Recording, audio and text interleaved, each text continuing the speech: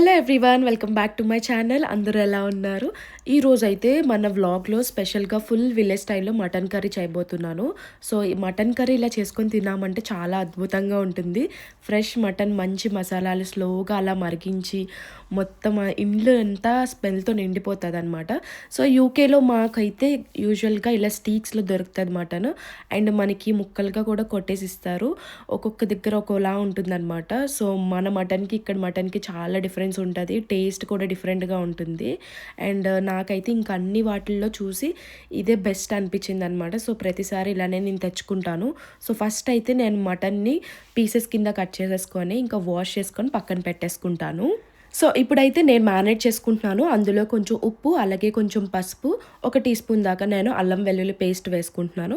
So ఒక్కసారి మంచిగా అంతా కలిసేలాగా కలుపుకొని పక్కనైతే పెట్టేసుకోండి. సో అల్లం వెల్లుల్లి పేస్ట్ తక్కువ వేయండి, ఎందుకంటే మళ్ళీ మనం కర్రీ చేసేటప్పుడు వేస్తాము. సో ఇలా కలుపుకొని పక్కన పెట్టుకుంటే ఈలోపు మ్యారినేషన్ అవుతుంది. అలాగే మనం మసాలాలకు కూడా ప్రిపేర్ చేసుకొని పెట్టుకుందాము. ఇప్పుడైతే మనం మసాలాకి అలా కొంచెం ఎండుమిర్చి, దాల్చిన చెక్క, లవంగాలు, ఏలకులు, మిరియాలు, అలాగే కొంచెం సోపు, జీలకర్ర, ధనియాలు వేసుకొని ఒక 2 నిమిషాల పాటు వేయించుకోండి. అలాగే ఇందులోనే 1 టేబుల్ స్పూన్ దాకా నేనైతే ఎండు కొబ్బరి వేసుకుంటున్నాను.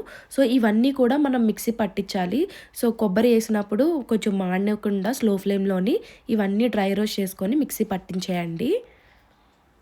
ఇప్పుడు మనం మ్యారినేట్ చేసి పెట్టుకున్న మటన్ ఏదైతే ఉందో అదొక 2 నిమిషాల పాటు వేయించుకొని ఆయిల్ లేకుండా మనమైతే వాటర్ అది యాడ్ చేసేసుకుందాము. సో ఇప్పుడు ప్రెషర్ కుక్కర్లోని ఒక 5-6 విజిల్ వచ్చేదాకా కుక్ చేసుకొని పక్కన పెట్టేసుకోండి. ఈలోపు ఇది అవుతుండగా మనమైతే పక్కన కడాయిలోని ఆయిల్ యాడ్ చేసుకొని అలాగే అందులో కొంచెం కరివేపాకు, కొంచెం పచ్చిమిర్చి వేసుకొని ఒక 2 నిమిషాల పాటు వేయించనివ్వండి. అందులోని అప్పుడు మనం కట్ చేసి పెట్టుకున్న నేనైతే 2 మీడియం సైజ్ ఆనియన్లు అయితే కట్ చేసి పెట్టుకున్నాను. సో అవి కూడా యాడ్ చేసేసుకోండి. ఆనియన్స్ కొంచెం కలర్ వచ్చాక ఇప్పుడు 1 టేబుల్ స్పూన్ దాకా అల్లం వెల్లుల్లి పేస్ట్ వేసుకొని దానికి వచ్చి పచ్చివాసన పోయే వరకు వేపుకుందాము. సో ఇలా పచ్చివాసన పోయిన తర్వాత మనమైతే ఇప్పుడు కట్ చేసి పెట్టుకున్న టొమాటోస్ కూడా యాడ్ చేసుకుందాము. నేనైతే ఇక్కడ 2 టొమాటోలు దాకా తీసుకున్నాను. సో అవి కూడా యాడ్ చేసేసుకున్నాను. సో కొంచెం మగ్గడానికి ఉప్పు అది వేసుకొని ఒక 2 నిమిషాల పాటు మగ్గనివ్వండి. సో ఆల్మోస్ట్ మన కూర అయితే అది మగ్గిపోయింది. ఇప్పుడు ఇందులోకి నేనైతే కొంచెం పసుపు, అలాగే ఒక 2 టేబుల్ స్పూన్ల దాకా కారము, అలాగే కొంచెం ధనియాల పొడి కూడా వేసుకుంటున్నాను. సో ఇలా ఒక 2 నిమిషాల పాటు మనకి ఆ మసాలాలన్నీ కొంచెం అంటుకునేదాకా మనం కలుపుకుందాము. ఆ తర్వాత మనం ఏదైతే పేస్ట్ తయారు చేసుకున్నామో మసాలా, అది వాటర్ వేసుకొని పేస్ట్ చేసుకున్నాను. సో ఆ పేస్ట్ని కూడా నేను ఇందులో యాడ్ చేసేసుకుంటున్నాను. ఒక 2 నిమిషాల పాటు వేయించి మూత పెట్టేసుకుందాము. సో ఇప్పుడైతే మనకి కర్రీ అంతా కూడా కొంచెం దగ్గరకయ్యి మంచిగా ఆయిల్ అది పైకి తేలేంత వరకు ఇలా కుక్ చేసుకున్న తర్వాత మనం ఏదైతే మటన్ని ఇక్కడ ప్రెషర్ కుక్కర్ పెట్టుకున్నామో అదైతే అయిపోయిన తర్వాత మటన్ కూడా యాడ్ చేసేసుకుందాము. సో మటన్తో ఉన్న వాటర్ కూడా నేను యాడ్ చేసేసుకుంటున్నాను. దాంతోనే ఇంకా మనం కర్రీ అంతా కూడా మనకి గ్రేవీ లాగా వస్తుంది. సో ఆ వాటర్ కూడా యాడ్ చేసేసి మటన్ యాడ్ చేసేసి ఇంకా ఆల్మోస్ట్ మన కర్రీ అయితే రెడీ అయిపోయింది. సో ఇదంతా కూడా కొంచెం మన ముక్కలకి పట్టేలాగా మనం ఉడికించుకుందాము.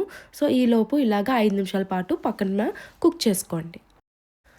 కానీ కర్రీ అయితే చాలా బాగా వచ్చింది. అండ్ నాకు చూడ్డానికే చాలా మంచిగా అనిపిస్తుంది. మనం వేసిన మసాలా అది కూడా చాలా మంచిగా స్మెల్ వస్తుందనమాట. అండ్ ముక్కలకైతే ఆ మసాలా అలాగే మనం వేసుకున్న మసాలాలో ఎండుమిర్చి కూడా కొంచెం కలర్ని తీసుకొచ్చింది.